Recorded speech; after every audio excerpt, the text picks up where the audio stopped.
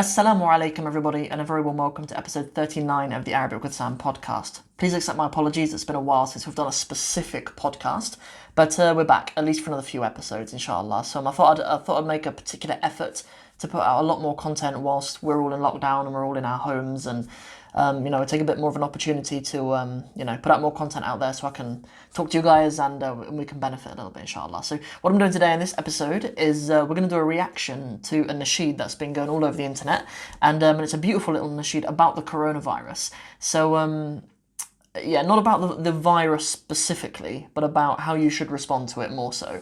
And I wasn't entirely happy with the subtitles for it as well. So I thought what I'd do is we'd just do a little response video, and we'd just go into the Arabic a little bit, inshallah. So we'll just go through it kind of word for word. We'll listen to it together, and we'll listen to it one time the whole way through, perhaps, and then we'll go back and then we'll go through a kind of line by line and sort of pick it apart. So so obviously this is episode 39 of the podcast, although for those of you who are watching this on YouTube, if you ever do want to consume any of the videos in only audio format, like you don't have time to come onto YouTube and watch the YouTube video, and you just want to listen to it when you're, doing other stuff around the house, whatever you're up to, then you go into the podcast, and I always put all of the audio files of the videos onto the podcast as well, so you can make use of that as well, inshallah. So let's get into it. So let's have a listen.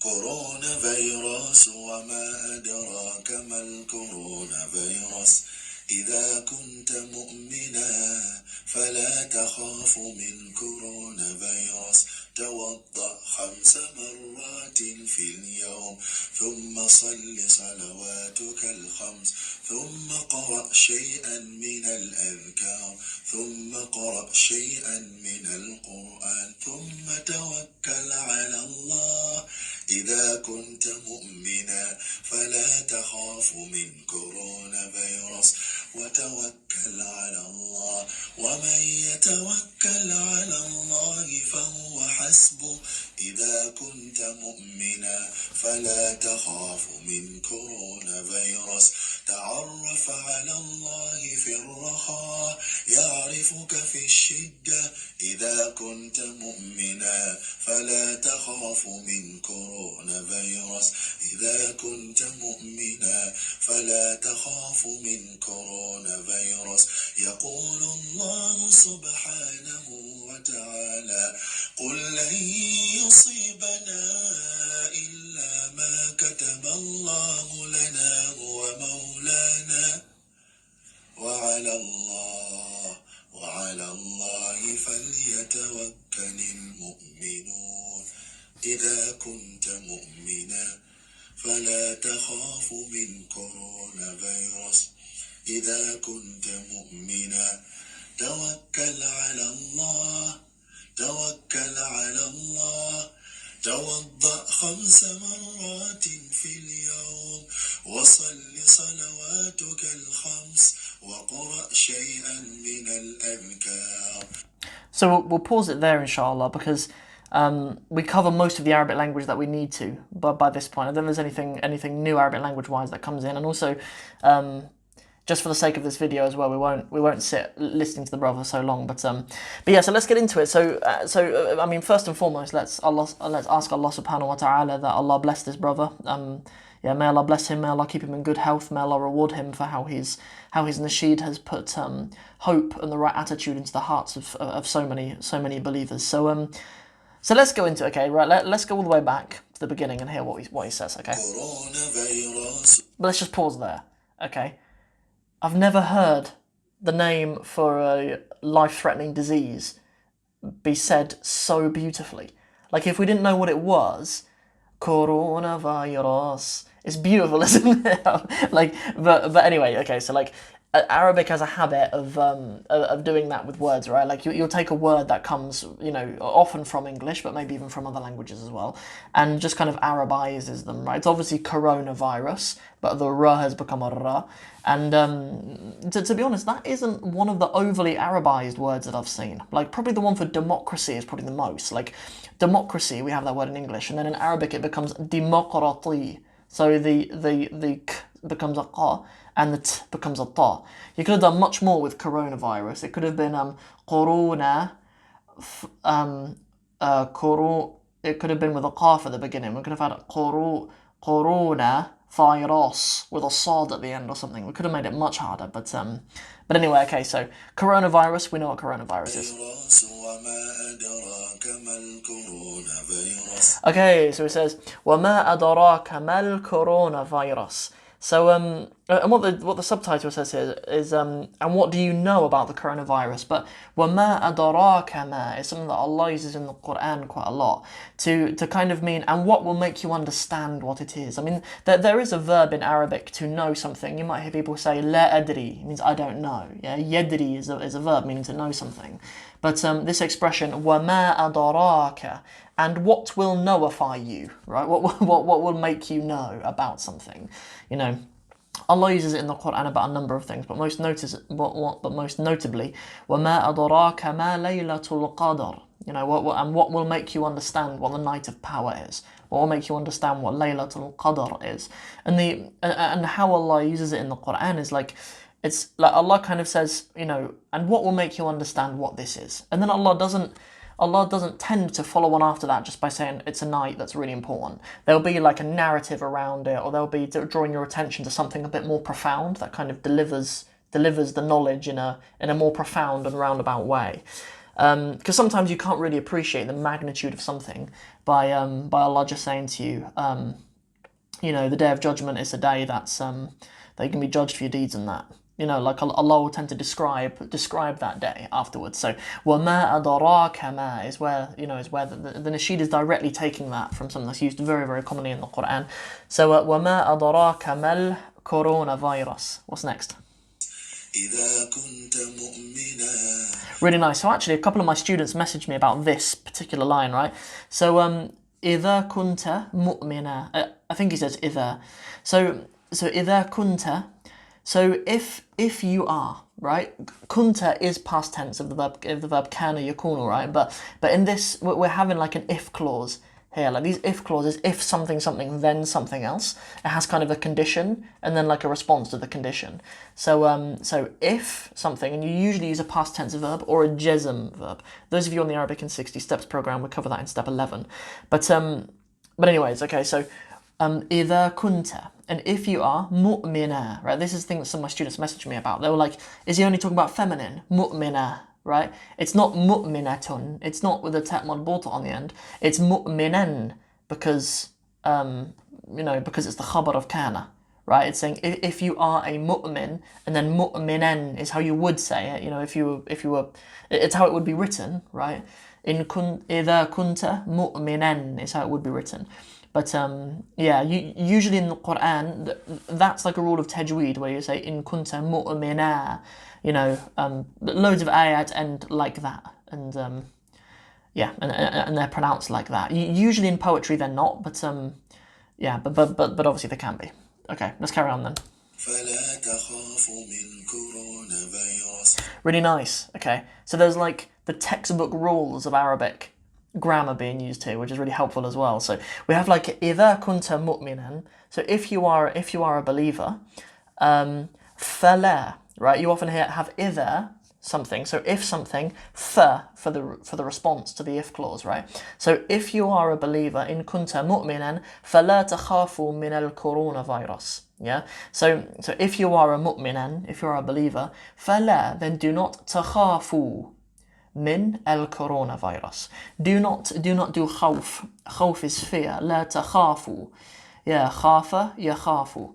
I recently recorded a video on hollow verbs, and you know, usually hollow verbs that are like قال. By hollow I mean they have an alif in the middle, right? Often that alif will become aware in the present tense, like قال يقول زار يزور. كان يكون, etc. Or become a ya, like the verb باع يبيع صار يصير.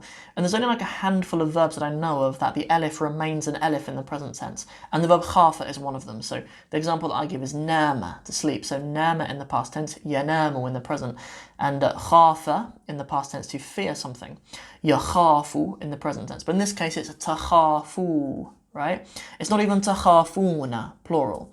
You'll do حذف النون, you cut that noon off because it's an imperative, right? He's saying do not fear, min al-coronavirus, right? So it's the min, right? You need to say خاف min, that's an important point actually, because in English we don't need to do that. If I say I'm afraid of something, or I fear something rather, I can just say like I fear lions, or I fear the lions will attack, or something like that.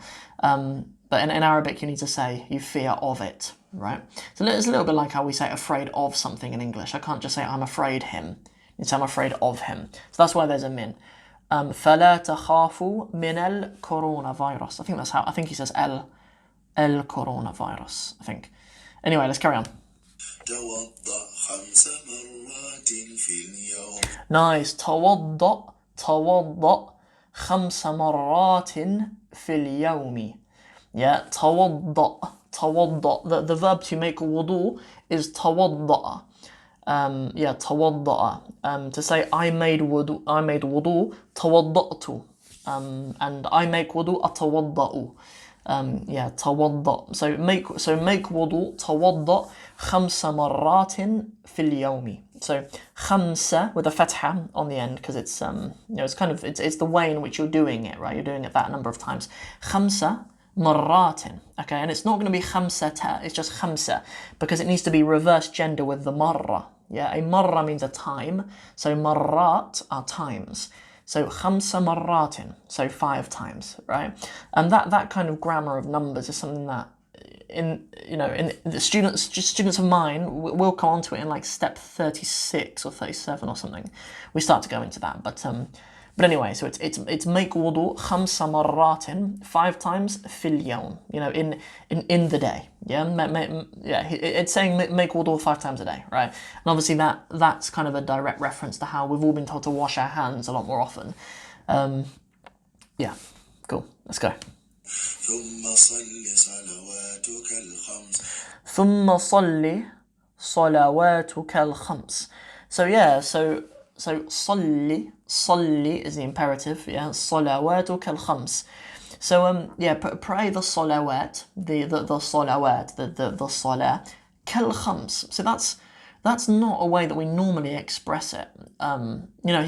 He could have chosen to say خمس مرات, again 5 times, or could have chose to, but it does sound nicer for him to say ثم صلي صلواتك الخمس. It does sound nicer for him to say that. But ka just means as, right? So it's pray them as 5. Pray them in 5s or something like that it might translate to.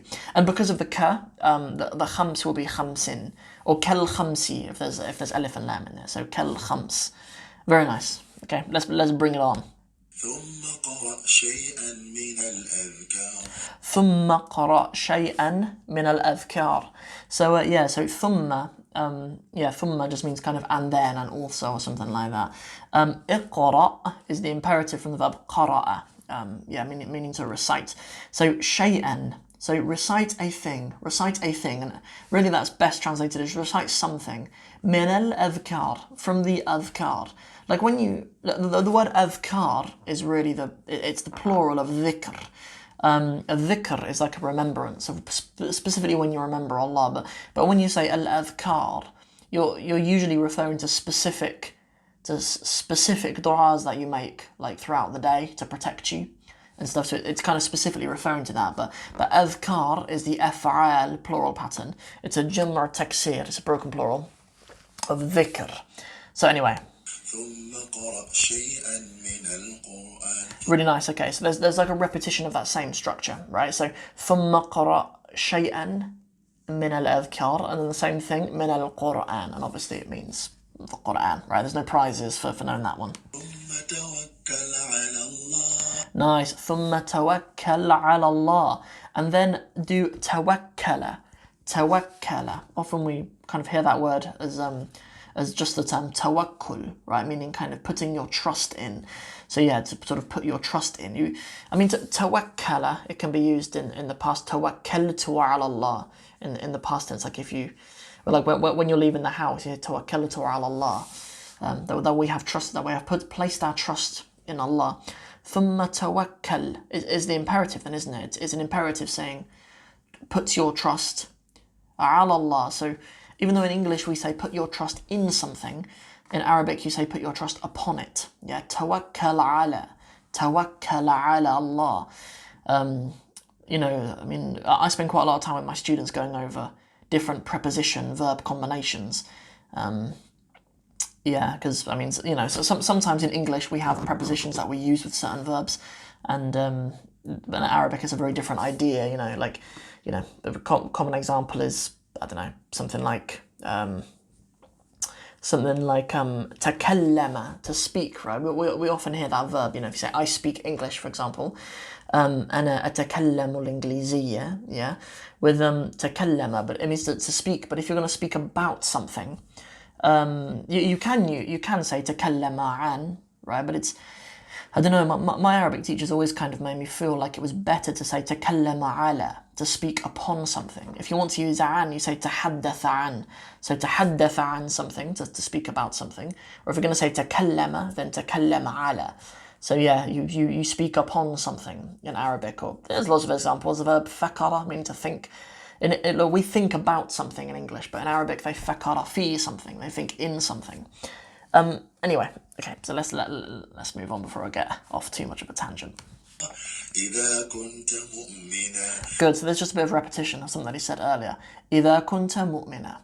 إذا كنت مؤمنا, right? But because it's the end of a bait of poetry, he's saying إذا كنت مؤمنا, right? Just leaving the alif without the fathatain being pronounced on it. فلا تخاف من كورونا فيروس. And we've done that bit before as well, yeah. فلا تخافوا من كورونا فيروس. وتوكل على الله. Again, وتوكل على الله, and place your trust upon Allah, or in Allah. ومن يتوكل على الله فهو حسبه. ومن يتوكل على الله فهو حسبه.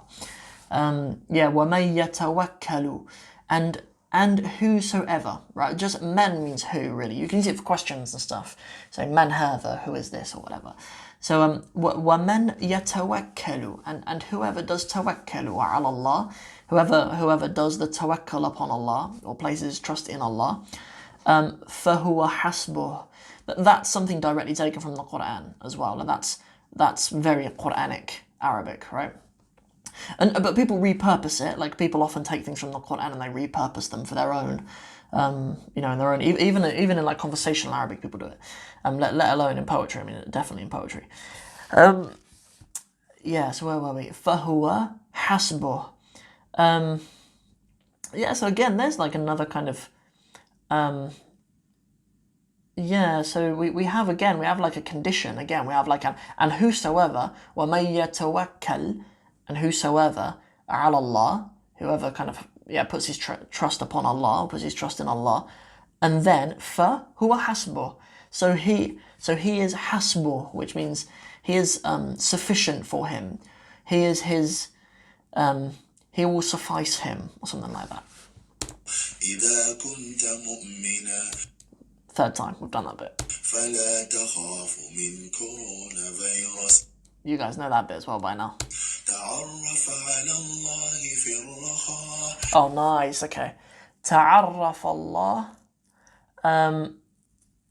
Yeah, في الرخاء, I think it is. So, yeah. تعرف على الله في الرخاء. That's what it is. So, yeah. So تعرف على, to remember, and because you're using على, it's على الله في الرخاء is perhaps best translated as like prosperity or something. So remember Allah in prosperity, al-rakha. And there's a hamza on the end of that word as well, if I'm not mistaken. Fir-rakha, fir-rakha'i. I don't know if you can quite hear the hamza on the end as he's saying it, but yeah, you can't quite hear the hamza, but I'm pretty sure there is one on the end. يعرفك في الشدة. يعرفك في الشدة. And he knows you. The verb عرف يعرف just means to know. He knows you. يعرفك في الشدة. in a shidda, I mean, the term shadid really means like severe, but shidda means when things are harsh, right? Like in harshness. Like the term itself has quite a few useful words that come for it. I mean, the term mutashaddid for a person, if a person is quite severe, you know, like sometimes it's used to describe people who are like not ultra religious, because that's a good thing. Like the term mutadayyin is a good thing, but if someone's mutashaddid, they're a little bit. But the term itself doesn't really mean extremism. It just means they're a bit like forceful and stuff. If they're a person who's mutashaddid, they're a bit intense. Yeah. So anyway, but shiddah itself is yeah. I mean it means like difficulty or hardship. It's not the opposite of ar-rakha, but yeah, but Allah remembers you in times of your difficulty.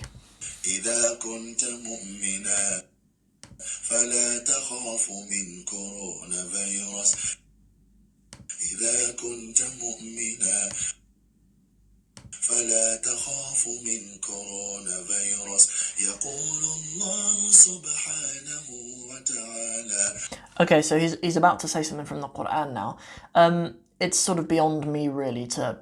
I mean, I assume that a legit translation from the Quran has been lifted and put into it. So I'm not gonna, far be it from me to comment upon that. قل لن يصيبنا إلا ما كتب الله لنا هو مولانا. So we know what that ayah means, but perhaps I will add something. The term that he uses in there, I can't remember if it says yusibu or musiba. I can't remember which one he uses, but which one this ayah uses. But it comes from a verb which is asaba, and I've mentioned it a few times on my channel before actually. But there's no harm in saying it again like that. It's actually shared with a few other languages. Like those of you who speak Urdu, you might know the word musibat, meaning like an affliction or something like that. But the term asaba, I believe its original meaning is actually to hit a target very, very precisely, and that is what a musiba, like if a calamity afflicts you or something like that, it's something from Allah and it's specific for you and it's a test for you, right? And that kind of meaning is carried within the Arabic language. وعلى الله فليتوكل المؤمنون إذا كنت مؤمنا فلا تخاف من كورونا فيروس إذا كنت مؤمنا توكل على الله توضأ 5 مرات في اليوم وصل صلواتك الخمس وقرأ شيئا من الأذكار وقرأ شيئا من القرآن ثم توكل على الله إذا كنت مؤمنا فلا تخاف من كورونا فيروس. Okay, so that's it. So may Allah bless the brother, may Allah bless you guys. I ask that Allah subhanahu wa ta'ala reward him and keep him in good health and keep his family in good health, and the same for you guys as well. So that's everything for this video. I think we've gone through everything that we need to. I've probably learned about 30 new words in that video. So I will just end by just reminding you that at the moment we have 4 videos a week coming out on the YouTube channel, and I'm also putting the audio for all of those here on the podcast as well. For you to make the most of. So what are we doing all week? So Mondays is podcast day. Tuesdays we do jokes. We do learning Arabic through jokes, but particularly jokes from Islamic scripture. Right, we have a playlist on that. We've done a couple of episodes of that so far. And then Fridays we do useful kind of day-to-day Arabic. We do useful Fridays. And then on Sundays I do Arabic in 60 Steps Q&A. For those of you who don't know, the Arabic in 60 Steps program is my program. I'll leave links in the description below. If you're listening on the podcast, you can go over to arabicin60steps.com, 60 as in the number 60.com, and get started. I only have about 20 books left, I believe. I haven't checked actually, but it might be 19 now because I've sent out a few today. But yeah, so we only have that many spaces left on the program, so please don't dilly-dally.